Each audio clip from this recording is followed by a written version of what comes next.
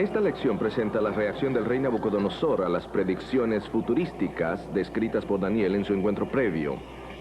La profecía incluye un sueño, una estatua y la respuesta a una oración. Su desarrollo nos mostró la superioridad de la sabiduría de Dios sobre la sabiduría humana al predecir eventos futuros. Cuando sus consejeros no pudieron darle explicación a su misterioso sueño, Nabucodonosor proclamó el decreto de muerte contra los sabios, incluyendo a Daniel.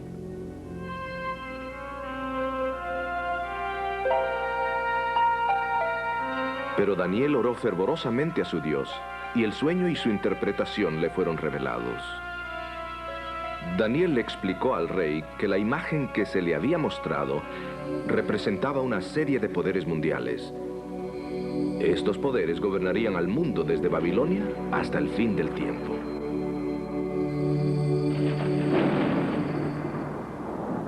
El último reino sería establecido por Dios mismo. Fue representado dramáticamente por la roca que desmenuzó a la imagen.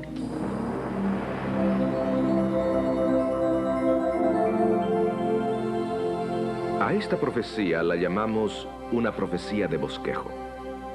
Da un bosquejo básico para las profecías más detalladas que se encuentran en los capítulos posteriores de Daniel. Lamentablemente, Nabucodonosor no aprendió de su sueño. Puesto que la roca golpeó a la imagen en los pies, probablemente razonó que él, la cabeza de oro, estaría a salvo. Las palabras de Daniel volvieron a hacer eco.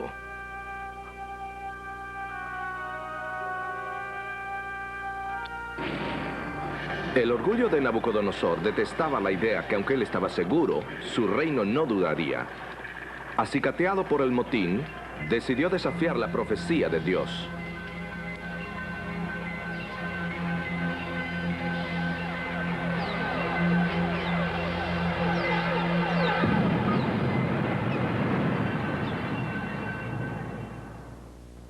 Como el soberano más poderoso del mundo conocido, Nabucodonosor se propuso defender su imperio. Ninguna profecía judía habría de obstruir sus ambiciosos planes de gloria eterna.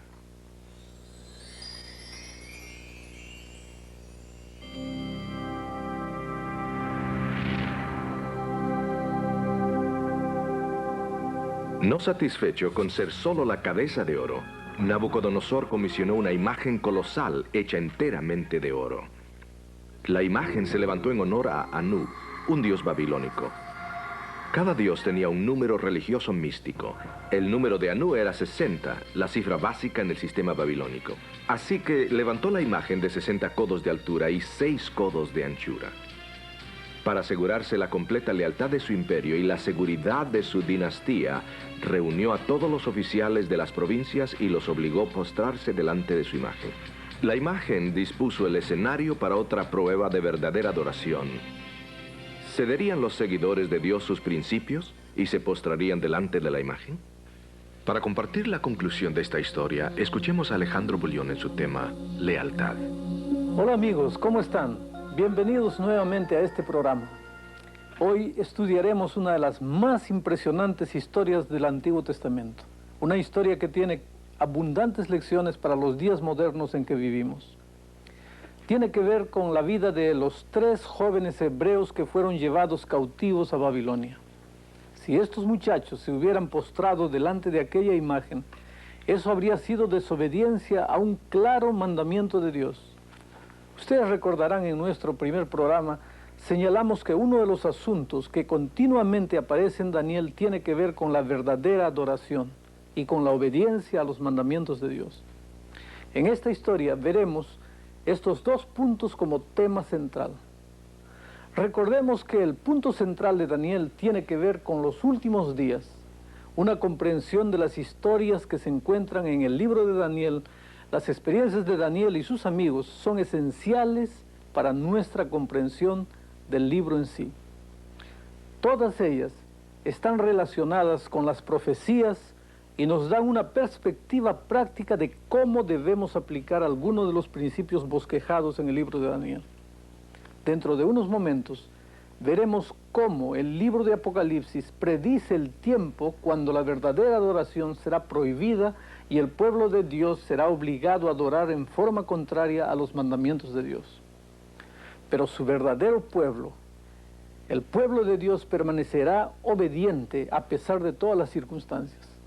Ustedes recordarán que en nuestro último programa les animé para que tuviesen a mano papel y lápiz de manera que puedan repasar los puntos importantes de cada lección. Personalmente, yo puedo recordar mucho más cuando tomo notas. Así, si en este momento no tienes lápiz y papel, ¿por qué no buscas uno para tomar notas? ¿Listo? ¿Podemos comenzar? Comencemos entonces. Después de levantar la gran imagen en la planicie de Dura, Nabucodonosor invitó a todos los gobernadores más importantes a su dedicación. La Biblia dice lo siguiente: y envió el rey Nabucodonosor a juntar a los grandes, los asistentes y capitanes, y oidores, receptores, los del consejo, presidentes y a todos los gobernadores de las provincias, para que viniesen a la dedicación de la estatua que el rey Nabucodonosor había levantado. Fueron pues reunidos los grandes, los asistentes y capitanes, los oidores, receptores, los del consejo, los presidentes y todos los gobernadores de las provincias a la dedicación de la estatua que el rey Nabucodonosor había levantado. Y estaban en pie delante de la estatua que había levantado el rey Nabucodonosor. Una tablilla de arcilla descubierta en las ruinas de Babilonia, que fue traducida y publicada en 1956, indica que se levantó un serio motín en el ejército de Nabucodonosor en diciembre del año 594 a.C., en el 10º año de su reinado. Nabucodonosor aplastó rápidamente la rebelión y dice la tablilla que degolló a muchos de su propio ejército. Es muy probable que por esta razón Nabucodonosor decidiera llamar a todos los oficiales para la dedicación de su imagen. El no postrarse delante de esa gran imagen habría sido considerado como un acto de alta traición. Entonces se dio la orden, y el pregonero pregonaba en alta voz: mandase a vosotros, oh pueblos, naciones y lenguas, en oyendo el son de la bocina, el pífano, del tamboril, del arpa, del salterio, de la zampoña y de todo instrumento músico, que os postréis y adoréis la estatua de oro que el rey Nabucodonosor ha levantado. Y cualquiera que se postrare y adorare en la misma hora, que no hiciere esto, en la misma hora será echado dentro de un horno de fuego ardiendo. Los babilonios se tornaron muy fervorosos con esta amenaza pendiendo sobre su cabeza. Así que la escena ya está lista. No será una decisión fácil, porque todo aquel que rehúse adorar la imagen perecerá. Imagínense, si pueden, cuán seguro tiene que estar uno de lo que cree para poder sobreponerse ante tal presión. Obedecer a Dios bajo tales circunstancias no habría sido fácil para nadie. Tu religión inevitablemente tendría que significar mucho para que pudieses respetar tus principios y hacer lo que tú consideras correcto delante de la pena de muerte. Noten lo que ocurrió inmediatamente. El texto bíblico dice: por lo cual, en oyendo todos los pueblos el son de la bocina, del pífano, del tamboril, del arpa, del salterio, de la zampoña y de todo instrumento músico, todos los pueblos, naciones y lenguas se postraron y adoraron la estatua de oro que el rey Nabucodonosor había levantado.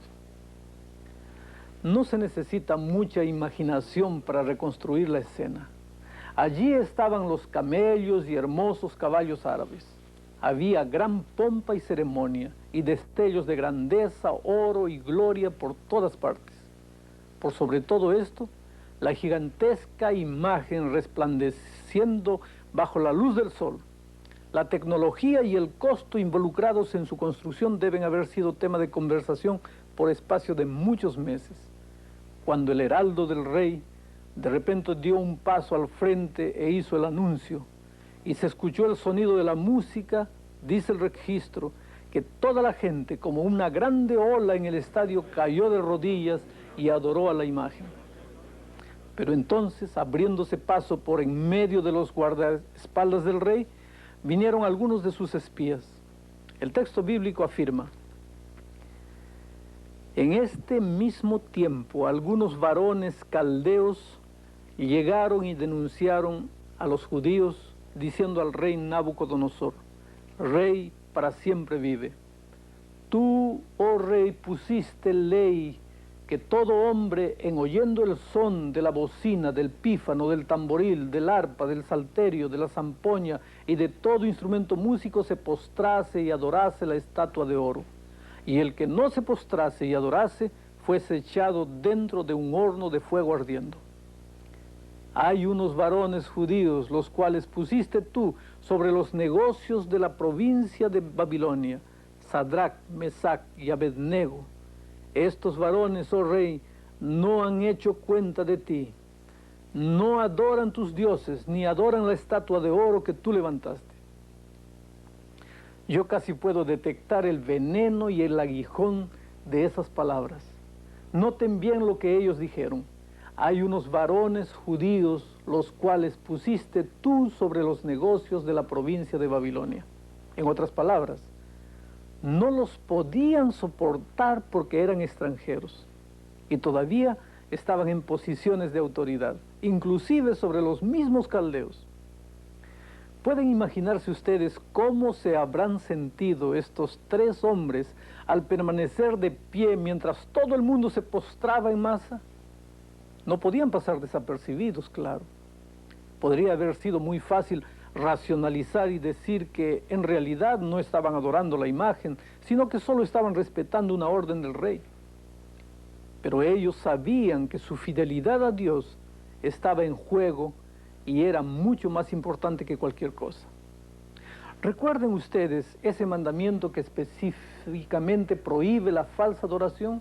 No te harás imagen ni ninguna semejanza de cosa que esté arriba en el cielo, ni abajo en la tierra, ni en las aguas debajo de la tierra. No te inclinarás a ellas, ni las honrarás, porque yo soy Jehová, tu Dios, fuerte, celoso, que visito la maldad de los padres sobre los hijos, sobre los terceros y sobre los cuartos, a los que me aborrecen, y que hago misericordia en millares a los que me aman y guardan mis mandamientos. Así que para los hebreos, postrarse habría sido simplemente desobedecer a uno de los explícitos y sencillos mandamientos de Dios. Nuevamente vemos los dos puntos centrales de adoración y obediencia en esta historia. Recuerden antes que el tema central del libro de Daniel tiene que ver con los últimos días. En poco tiempo veremos cómo es que el libro de Apocalipsis igualmente toma ese mismo tema y nos explica que en los últimos días se le ordenará al pueblo de Dios a prestar un tipo de adoración completamente contraria a los 10 mandamientos de Dios. Pero su pueblo verdadero, así como Sadrach, Mesach y Abednego, permanecerá fiel hasta la muerte. Cuando los 3 hebreos fueron llevados delante del rey, naturalmente Nabucodonosor, sin lugar a dudas, les hizo recordar que él los había sacado de la esclavitud para convertirlos en príncipes de su reino. Los había colocado encargados de las provincias. Yo imagino que el rey dijo más o menos así: después de todo lo que hice por ustedes, yo pensé que por lo menos me apoyarían en esto. Mis amigos queridos, noten ahora la presión sobre los 3 jóvenes hebreos. Es una presión que viene a un nivel personal. Sin duda el rey debe haber tenido mucha afinidad con estos jóvenes porque les dio otra oportunidad. A veces la gente me dice: no puedo hacer lo que Dios espera de mí, adorarle exactamente en la forma que Él quiere. Eso puede afectar mi trabajo, mi familia. Bueno, si alguna vez te has visto tentado a pensar que estás tan comprometido con otra persona que no puedes obedecer a Dios, piensa en esos jóvenes hebreos. Porque no hay nadie que estuviese más comprometido con una persona que Sadrach, Mesach y Abednego con Nabucodonosor. Él los había sacado de la condición más baja, los había elevado a una de las posiciones más altas en su imperio. Vamos, muchachos, háganlo por mí, tal vez pidió el rey. Sin duda los jóvenes dijeron: oh rey, apreciamos mucho tu bondad, pero solamente hay una cosa que nos detiene, y es el mandamiento de Dios que dice: no te inclinarás a ninguna imagen. Bueno, el viejo rey seguramente sonrió. Ah, sí, esos mandamientos ya están fuera de moda. Tal vez estaban bien cuando ustedes vivían en Jerusalén, pero no pueden guardarlos aquí, en el gran mundo. A veces hoy día todavía escuchamos este tipo de argumento. Y aún más, lo que realmente necesitamos es una religión más amplia, una que no sea tan absurda. Más aún, toda la gente importante, abogados, doctores, oficiales, pastores, se están postrando delante de mi imagen.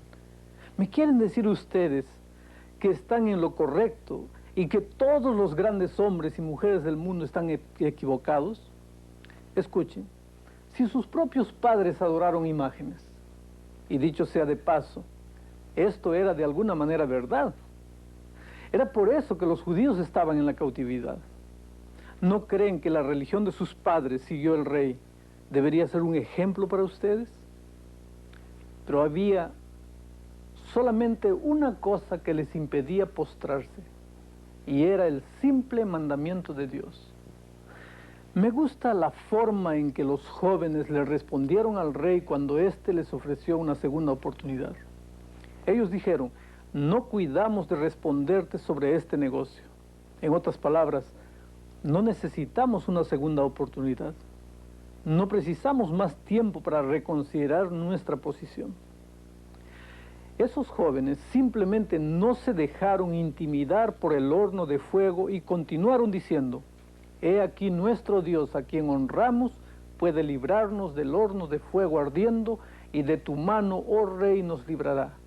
Y si no, sepas, oh rey, que tu Dios no adoraremos, ni tampoco honraremos la estatua que has levantado. Este es un tremendo testimonio de fe. Si Dios los libraba, bien.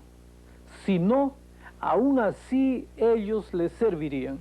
Su fe en Dios no dependía de su liberación. Su obediencia brotaba de un principio. Igualmente será con los hijos de Dios en los últimos días. El que Dios los libre de la persecución o no, o aún de la muerte inminente, no es el factor clave. Lo único que realmente cuenta para ellos es que aman a Dios y serán obedientes a Él por eso. Ya para este momento, el rey estaba completamente furibundo. Noten qué fue que él dijo. Está registrado aquí en la Biblia. Entonces Nabucodonosor fue lleno de ira y demudóse la figura de su rostro sobre Sadrach, Mesach y Abednego. Así habló y ordenó que el horno se encendiese 7 veces tanto de lo que cada vez solía. Daniel 3:19 es lo que registra eso. La historia bíblica dice que el calor del horno era tan intenso que mató a los soldados que se lanzaron a los hebreos dentro del horno. El texto bíblico cuenta así: y porque la palabra del rey daba prisa y había procurado que se encendiese mucho la llama del fuego, mató a aquellos que habían alzado a Sadrach, Mesach y Abednego. Y estos 3 varones, Sadrach, Mesach y Abednego, cayeron atados dentro del horno del fuego ardiendo. Ahora, ocurre algo muy interesante. El registro bíblico continúa diciendo: entonces el rey Nabucodonosor se espantó y levantóse de prisa, y habló y dijo a los de su consejo: ¿no echaron 3 varones atados dentro del fuego? Ellos respondieron y dijeron al rey: es verdad, oh rey. Respondió él y dijo: he aquí que yo veo 4 varones sueltos que se pasean en medio del fuego, y ningún daño hay en ellos. Y el parecer del cuarto es semejante al hijo de los dioses. Piensen por un momento en esto. Todo lo que se quemó fueron las sogas con que los habían atado. En vez de herir a los hebreos, el fuego realmente los había libertado. Esa, mis queridos amigos, es la parte de la historia que más me gusta. Aquí notamos que Dios no libró a los 3 hebreos del horno de fuego. Lo que realmente hizo fue caminar con ellos en medio del fuego. Esa es la clase de Dios que tenemos. ¿No es maravilloso? Todos nosotros tenemos dificultades y pruebas en nuestra vida, pero la seguridad de las Escrituras es que nuestro Dios promete estar con nosotros y caminar con nosotros en medio de las dificultades. Esa es una maravillosa seguridad para los últimos días, cuando el pueblo de Dios pasará por las pruebas que vendrán y tendrá la misma seguridad que Dios estará con él y que Jesús caminará con él a través del fuego. Cuando leo este versículo me recuerda a Desmond II, el único soldado norteamericano no combatiente que haya recibido la medalla de honor del Congreso, la mayor condecoración militar que ofrece el ejército de los Estados Unidos. Desmond creció en un hogar cristiano y conocía bien esta historia. Había aprendido desde pequeño los 10 mandamientos. Cuando lo alistaron en el ejército norteamericano el 1 de abril de 1942, solicitó brindar sus servicios como no combatiente porque sentía que Dios no deseaba que él matase a nadie. Así que se alistó en el ejército como cadete médico. Desmond relata que cuando se arrodilló para elevar su oración vespertina la primera noche en la barraca, recibió una lluvia de botas de los otros soldados que se estaban cambiando. Sin embargo, pudo sobrevivir hasta ver el día que los mismos soldados que le habían lanzado las botas le pidieron para que elevase una oración en favor de ellos antes de entrar en el campo de batalla cerca de Guam, Leyte y Okinawa. El sábado 5 de mayo de 1945, el 10º Ejército de los Estados Unidos le ordenó a la 77ª División que lanzara un asalto mayor contra la escarpa de Maeda, un largo acantilado de 18 metros de altura que era la clave de la batalla de Okinawa. Sin el comando norteamericano saber, los japoneses habían decidido lanzar ese mismo día un contraataque masivo contra esa misma escarpada. El pelotón en el cual Desmond era el único camillero sobreviviente había sido reforzado con un total de 200 hombres que debían escalar el acantilado. Ellos debían neutralizar el comando japonés que se encontraba escondido en una cueva a un par de metros del borde de la montaña. La batalla fue tan encarnizada que en pocos minutos había 100 hombres entre muertos y heridos, y los 55 hombres que aún podían moverse bajaron la montaña en búsqueda de refugio. Solamente 2 permaneció de guardia, su uniforme empapado con la sangre de todos aquellos a quienes trataba de ayudar. Milagrosamente pudo ayudar 75 hombres a quienes llevó a salvo. 2 relató que le tomó varias horas operando por sí solo para poder llevar tantos hombres hasta un lugar seguro. Y durante la mayor parte del tiempo bajo el fuego cruzado de rifles, ametralladoras y morteros. Desmond 2 veces se abrió una cortina de fuego de artillería encima de él. En esa colina, un batallón de soldados japoneses, cientos de hombres, trataron durante horas ese sábado de mayo de 1945 de matar al único cristiano ferviente y no pudieron. Nuestro Dios no está muerto, queridos amigos. Lo que Dios hizo por Sadrach, Mesach y Abednego, también lo hará por nosotros hoy en día.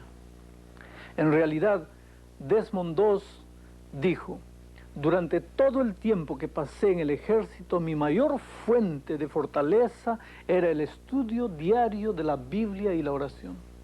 Cuando hablaba con Dios, parecía perder todo sentido de miedo. A Dios sea la honra. Noten la forma como Nabucodonosor le habló a Sadrach, Mesach y Abednego. El texto bíblico dice así: Entonces Nabucodonosor se acercó a la puerta del horno de fuego ardiendo y habló y dijo: Sadrach, Mesach y Abednego, siervos del alto Dios, salid y venid. Entonces Sadrach, Mesach y Abednego salieron de en medio del fuego. Esta experiencia le dio a Nabucodonosor una maravillosa lección sobre quién es Dios. También le mostró cuán pacientemente había tratado de ganar el corazón de Nabucodonosor para sí mismo, como lo hace justamente con todos nosotros. Tanto impresionó a Nabucodonosor toda esta experiencia que el rey hizo proclamar otro edicto. El texto bíblico cuenta ese edicto de esta manera: y juntáronse los grandes, los gobernadores, los capitanes y los del consejo del rey para mirar a estos varones cómo el fuego no se enseñoreó de sus cuerpos, ni cabello de sus cabezas fue quemado, ni sus ropas se mudaron, ni olor de fuego había pasado por ellos. Nabucodonosor habló y dijo: bendito el Dios de ellos, de Sadrach, Mesach y Abednego, que envió su ángel y libró a sus siervos que esperaron en él. Y el mandamiento del rey mudaron, y entregaron sus cuerpos antes que servir o adorar a otro Dios que su Dios. Por mí, pues, se pone decreto que todo pueblo, nación o lengua que dijere blasfemia contra el Dios de Sadrach, Mesach y Abednego sea descuartizado, y su casa sea puesta por muladar, por cuanto no hay Dios que pueda librar como este. Yo me imagino que Dios tiene que haberse sonreído de Nabucodonosor cuando oyó este nuevo edicto. Saben, queridos amigos, ordenarle a la gente a servir a Dios es tan fructífero como ordenarle a un joven que se enamore de una jovencita. Porque para que el amor sea amor verdadero, tiene que ser de libre espontaneidad. Así es con Dios. El único servicio que Dios encuentra aceptable es cuando los hombres le sirven porque deciden servirle por cuenta propia, no porque un gobierno toma medidas legales al respecto. Pero Nabucodonosor hizo solamente lo que sabía hacer. Le ordenó a la gente por doquier que adorara al verdadero Dios. Esta gran ilustración de fe y obediencia es más que una mera historia inspiradora. Porque recuerden que las historias de Daniel ilustran las profecías y lo que sucederá al pueblo de Dios en los últimos días. El libro paralelo de Daniel, que es el libro de Apocalipsis en el Nuevo Testamento, describe una escena semejante. Notemos las similitudes. Voy a leer el texto. Después vi otra bestia que subía de la tierra y tenía 2 cuernos semejantes los de un cordero, mas hablaba como un dragón, y ejerce todo el poder de la primera bestia en presencia de ella, y hace a la tierra y a los moradores de ella adorar a la primera bestia, cuya llaga de muerte fue curada. El punto clave: en los últimos días, mi querido amigo, gira en derredor de la adoración y lealtad a la bestia. Continuamente, a través de Daniel y Apocalipsis, se da un aviso de precaución acerca de la falsa adoración. Y hace grandes señales, dice el texto bíblico. Voy a leer nuevamente. Hace grandes señales, de tal manera que aún hace descender fuego del cielo a la tierra delante de los hombres, y engaña a los moradores de la tierra, por las señales que le ha sido dado a hacer en presencia de la bestia, mandando a los moradores de la tierra que hagan la imagen de la bestia que tiene la herida de cuchillo y vivió, y le fue dado que diese espíritu a la imagen de la bestia, para que la imagen de la bestia hable, y hará que cualesquiera que no adorare la imagen de la bestia sea muerto. Luego, después que esta bestia hace descender fuego del cielo y realiza asombrosos milagros, hace una imagen de la bestia. Ustedes se pueden dar cuenta que Apocalipsis usa el mismo lenguaje que Daniel. Entonces se le ordena a la gente que adore esa imagen. Aquellos que se nieguen a hacerlo deben ser muertos. Y hacía que todos, pequeños y grandes, ricos y pobres, libres y siervos, se pusiese una marca en su mano derecha o en sus frentes, y que ninguno pudiese comprar o vender, sino el que tuviera la señal o el nombre de la bestia o el número de su nombre. Eso está registrado en Apocalipsis capítulo 13, versículos 16 y 17. Ustedes ven que se proclaman restricciones económicas.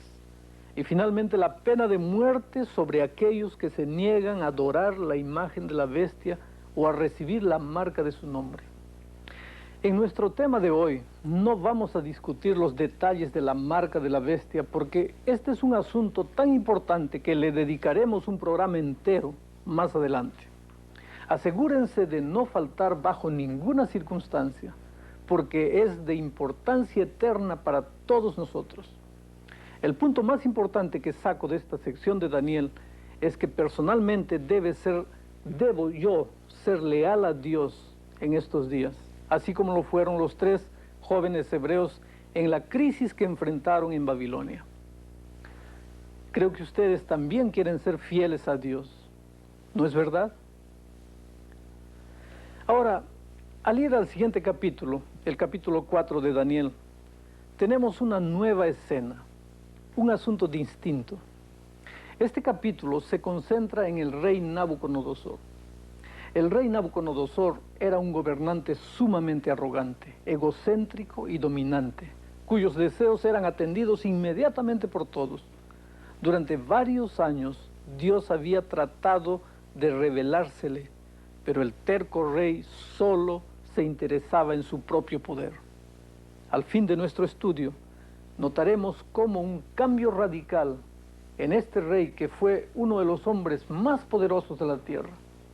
Como veremos en unos instantes, este gran gobernante racionalizaba la evidencia clara y contundente de que era el Dios del cielo y no los dioses paganos los que estaban en el control del universo.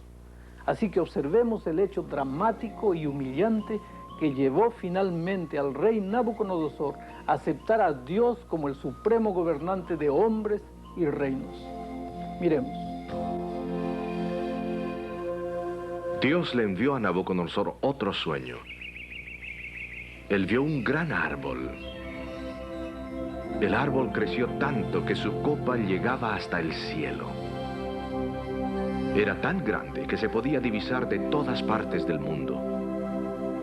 Repentinamente descendió un santo mensajero del cielo. Cortad el árbol y destruidlo.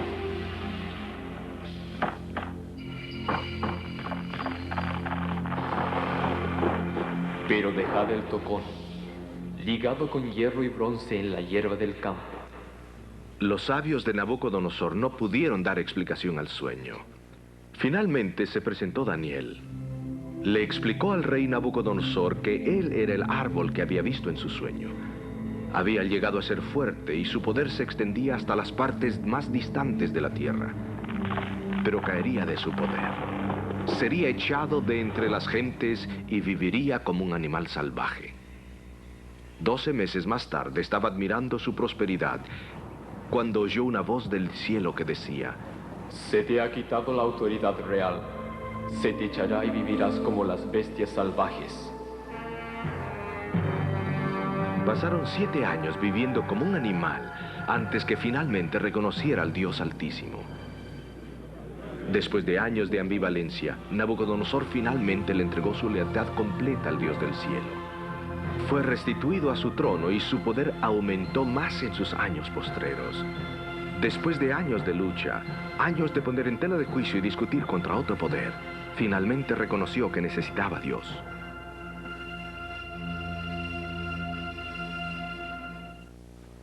Es admirable que Nabucodonosor, rey de la nación más grande que haya existido en la tierra, diese su lealtad al Dios Altísimo. Fue necesaria una gran lucha para llegar al corazón de este rey tan orgulloso. Pero después de 30 años, finalmente, este rey reconoció al Dios del cielo. El hecho que necesitamos a Dios en nuestra vida es una conclusión que le cuesta aceptar a mucha gente. Para que podamos aprender esa lección tan importante, a veces Dios permite que pasemos por dificultades y penurias. A través de ellas nos damos cuenta que nosotros no tenemos todas las respuestas. Notemos lo que Daniel declaró a Nabucodonosor respecto a esta lección. La Biblia dice así: que te echarán de entre los hombres, y con las bestias del campo será tu morada, y con hierba del campo te apacentarán, como a los bueyes, y con rocío del cielo serás bañado, y 7 tiempos pasarán sobre ti, hasta que entiendas que el Altísimo se enseñorea del reino de los hombres, y que a quien él quisiere lo da. Nabucodonosor tuvo que aprender la verdad básica del Evangelio. Tuvo que estar dispuesto a que Dios gobernase su vida. Es Dios el que pone reyes y quita reyes. El mensaje de que Dios está en el control de los eventos del mundo nuevamente sale a relucir en este capítulo. Dios ama a la gente y quiere que el ser humano tenga lo mejor en la vida. Nótese el consejo que Dios le dio a Nabucodonosor. Escuchen aquí. Por tanto, oh rey, aprueba mi consejo y redime tus pecados con justicia y tus iniquidades con misericordia hacia los pobres, que tal vez será eso una prolongación de tu tranquilidad. La única forma en que Nabucodonosor podía haber detenido la calamidad que se avecinaba sobre él era entregando su vida a Dios. Debía reconocer a Dios como el gobernante de su vida y así evitar el desastre que le sobrevendría. Hay algo más que me gusta de esta historia, y es que aún después de esta advertencia que Dios le dio a Nabucodonosor sobre la calamidad que se aproximaba, él esperó 1 año más antes de permitir que finalmente aconteciera. Dios esperaba que Nabucodonosor respondiera positivamente, pero no lo hizo. Algunas veces, así como en el caso de este rey, Dios permite que la gente se hunda hasta lo más profundo antes que puedan reconocer la necesidad que tienen de él. Eso fue justamente lo que ocurrió con este rey. La profecía se cumplió al pie de la letra y el rey estuvo loco durante un periodo de 7 años. Al fin de este periodo, Nabucodonosor recuperó sus facultades mentales y dijo: mas al fin del tiempo, yo, Nabucodonosor, alcé mis ojos al cielo, y mi sentido me fue vuelto, y bendije al Altísimo, y alabé y glorifiqué al que vive para siempre. Ahora yo, Nabucodonosor, alabo, engrandezco y glorifico al Rey del cielo, porque todas sus obras son verdad y sus caminos juicio, y humillar puede a los que andan con soberbia. Pasaron 3 décadas antes de que Nabucodonosor reconociera al Dios del cielo como el Dios verdadero. Ya no exaltó más Nabucodonosor a sí mismo, sino que exaltó y alabó al Dios del cielo. Cuando una persona reconoce a Dios como el dueño de su vida, entonces finalmente encuentra la paz verdadera. Ahora viene la mejor parte de esta historia. Es la parte que más me gusta. Dios hizo por Nabucodonosor algo que necesitamos entender. Eso que hizo con el rey quiere hacerlo hoy día con cada uno de nosotros. Quiere que todos nosotros nos salvemos en su reino. A veces, querido amigo, Dios permite que caigamos hasta el fango antes de poder ayudarnos. Nuestro orgullo muchas veces nos ciega y no vemos nuestra desesperada necesidad de salvación. Dios no salvó a Nabucodonosor porque él fuera bueno, no lo era. Era un gobernante orgulloso y arrogante, pero Dios lo amaba a pesar de sus debilidades. A veces algunos sienten que son demasiado malos para que Dios los salve, que han caído demasiado bajo y han hecho muchas cosas malas. Pero la historia de Nabucodonosor debe darnos esperanza hoy. Que si Dios pudo salvar a aquel rey, puede salvar también a cualquier persona. Escuchemos lo que dice la Biblia. Porque por gracia sois salvos por la fe, y esto no de vosotros, pues es don de Dios, no por obras, para que nadie se gloríe. La gracia es algo que no merecemos, ni podemos ganar. Es un don gratuito mediante Jesús, porque la paga del pecado, continúa diciendo la Biblia, es la muerte, mas la dádiva de Dios es vida eterna en Cristo Jesús nuestro Señor. Escucha una cosa, si la salvación es un don, entonces todos nosotros podemos ser salvos. Solo necesitamos aceptar ese regalo. Si la salvación dependiese de cualquier cosa que tuviésemos que hacer, como buenas obras, por ejemplo, nunca sabríamos si somos salvos, porque nunca podríamos estar seguros de haber hecho lo suficiente. Pero Dios nos ha hecho a todos iguales en lo que a recibir la salvación se refiere. Todo lo que tiene que hacer cualquiera de nosotros es aceptar el regalo que Dios nos ofrece hoy. ¿Cómo aceptamos el don de la salvación? Miren lo que la Biblia dice. Y sacándoles fuera les dijo: señores, ¿qué es menester que yo haga para ser salvo? Y ellos dijeron: cree en el Señor Jesucristo y serás salvo tú y tu casa. Creer significa simplemente confiar y depositar toda nuestra confianza en Jesucristo. Este creer es más que un reconocimiento intelectual de que Jesús murió por nosotros. Implica que confesemos que Él nos salvará. Hay 4 pasos para ir a Jesús. Veamos. Creer que Dios nos ama. Porque de tal manera amó Dios al mundo, que ha dado a su Hijo unigénito, para que todo aquel que en Él cree no se pierda, mas tenga vida eterna. Ahora el segundo paso. Permitir que el Espíritu Santo nos guíe al arrepentimiento. Hechos 11:18 dice lo siguiente: entonces, oídas estas cosas, callaron y glorificaron a Dios diciendo: de manera que también a los gentiles ha dado Dios arrepentimiento para vida. El arrepentimiento, o llegar a sentir un dolor suficientemente grande como para apartarnos de lo malo que estamos haciendo en nuestra vida, no es algo que nosotros desarrollamos por nosotros mismos. Es un don de Dios. Obra en aquellos que lo aceptan. Cuando aceptamos a Cristo, Él nos da un espíritu de arrepentimiento, de manera que en forma espontánea nos damos cuenta que queremos algo mejor en la vida. Esto nos lleva al punto número 3, confesar los pecados. Primera de Juan 1:9 dice: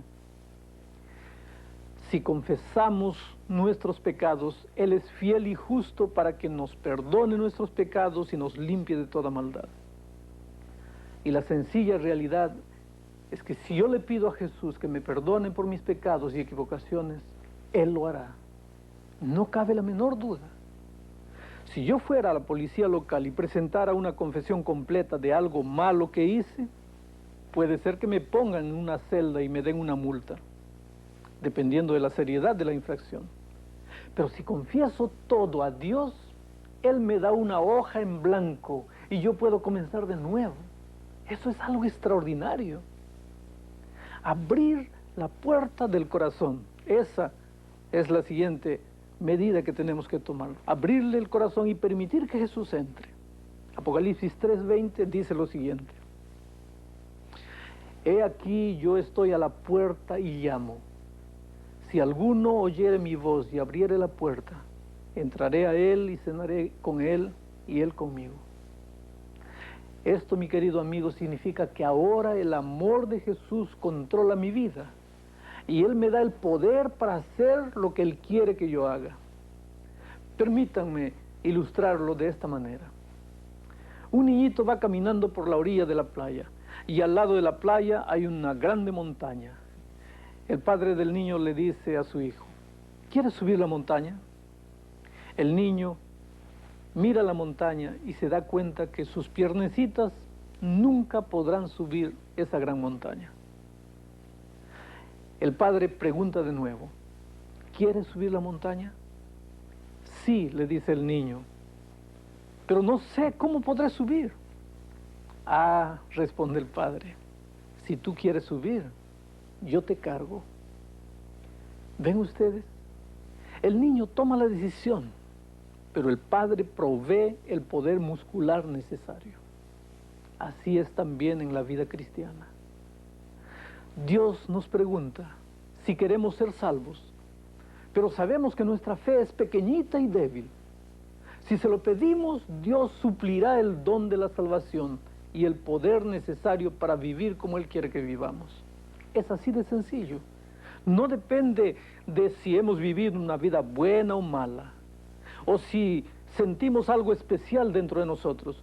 Dios ha prometido que si confesamos nuestros pecados, Él es fiel y justo para perdonarnos nuestros pecados. ¿Será que en este momento está viendo este programa alguien que nunca aceptó a Jesús como su Salvador? ¿Sientes en tu corazón que necesitas de Él? ¿Estás cansado de luchar solo y ya no sabes más qué hacer con tu vida? ¿Te has sentido a veces como Nabucodonosor luchando para abrirle el corazón a Jesús? Él te ama y en este momento está tocando la puerta de tu vida. ¿Quieres aceptarlo? ¿Serías tan amable de escribir en una hoja de papel: Señor, deseo aceptar tu don de salvación? Tal vez tú ya aceptaste a Jesús un día, pero hoy estás muy lejos. Entonces, tú puedes tomar la hoja de papel y escribir lo siguiente: quiero volver a Él mientras hay tiempo.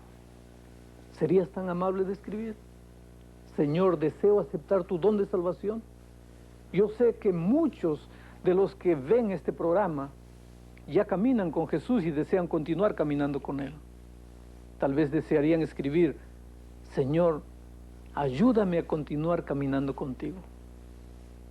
Les digo por qué es importante indicar la decisión de una manera física. Cuando sentimos algo y no hacemos nada al respecto, se hace más difícil que podamos responder en el futuro. Si Dios pudo salvar al duro, rebelde y pagano rey Nabucodonosor, ciertamente puede salvarte a ti y a mí, y estará con nosotros, tal como lo hizo con Sadrach, Mesach y Abednego en el horno de fuego. Ahora quiero invitarte para hacer una oración. Querido Padre que estás en los cielos, el rey Nabucodonosor luchó durante años para abrirte el corazón. Cayó hondo, se hirió en la vida, en la locura y en la desesperación, finalmente abrió el corazón a Dios. Oh Padre querido, no permitas que nosotros nos endurezcamos como lo hizo ese rey. Si hoy día estamos escuchando tu voz, ayúdanos a abrir el corazón y entregarte la vida. Bendice a cada una de las personas que están asistiendo a este programa. Te suplicamos en el nombre de Jesucristo. Amén. En nuestro próximo seminario, amigos queridos, estudiaremos juntos 2 capítulos de Daniel, los capítulos 5 y 6. El primero será sobre los eventos que culminaron en la última noche de Babilonia. En ese capítulo veremos cómo el libro de Apocalipsis, que es un libro paralelo al libro de Daniel, compara estos eventos con lo que llama Babilonia moderna y predice una caída similar para ella. Este dramático evento histórico tiene un gran significado para los días en que vivimos. Después veremos una de las más grandes historias del libro de Daniel, Daniel en el foso de los leones. Es una historia que ha sido repetida una y otra vez. pero es mucho más que una historia. Esperen para ver. Espero que ninguno de ustedes se pierda estos 2 importantes capítulos. Léanlos antes de ver el próximo programa. Que Dios los bendiga. Un grande abrazo para todos.